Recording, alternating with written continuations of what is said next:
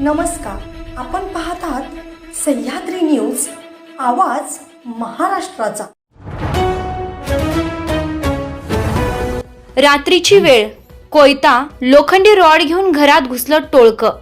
अलीकडेच कल्याणमधील अजमेरा सोसायटीत एका रहिवाशाला 10 ते 12 जणांच्या टोळीनं घरात घुसून मारहाण केली होती। घराबाहेर अगरबत्ती लावण्यावरून शेजाऱ्यांशी वाद झाल्यानंतर यानंतर अभिषेक शुक्ला नावाच्या व्यक्तीनं एका टोळीला बोलावून ही मारहाण केली होती। या प्रकरणी पोलिसांनी कारवाई करत 6 जणांना बेड्या ठोकल्या। या घटनेनंतर मराठी विरुद्ध अमराठी वादाला तोंड फुटलं।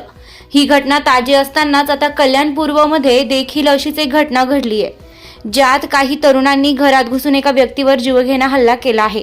कल्याण पूर्वमधील काटे मानवली कामनानगर परिसरात 6 ते 7 जणांच्या टोळक्यानं घरात घुसून व्यक्तीला मारहाण केली आहे। रमाशंकर दुबे असं मारहाण झालेल्या व्यक्तीचं नाव आहे। या घटनेचा सीसीटीव्ही व्हिडिओ समोर आलाय, ज्यामध्ये हे टोळकं रात्रीच्या वेळी तोंडावर रुमाल, डोक्यावर टोपी आणि हातात कोयता, लोखंडी रॉड किंवा लाकडी दांडकं घेऊन एका घरात शिरताना दिसत आहे। या टोळक्यानं रमाशंकर दुबे बेदम मारहाण केली आहे। या मारहाणी रमाशंकर दुबे गंभीर जखमी झाले असून त्यांच्या रुग्णालयात उपचार सुरू आहेत। पोलिसांनी दिलेल्या माहितीनुसार उत्तर प्रदेशातील एका जमिनीच्या वादातून टोळक्यानं ही मारहाण केली आहे। सीसीटीव्ही व्हिडिओच्या आधारे पोलीस आरोपींचा ओळख पटवत आहेत। अद्याप कोणत्याही आरोपीला अटक करण्यात आली नाही। या प्रकरणी कोळशेवाडी पोलीस ठाण्यात गुन्हा दाखल करण्यात आलाय। पोलीस आरोपींचा शोध घेत आहेत। हल्ला करणारे सर्व आरोपी हे गुन्हेगारी पार्श्वभूमीचे असल्याची माहिती पोलिसांनी दिली आहे।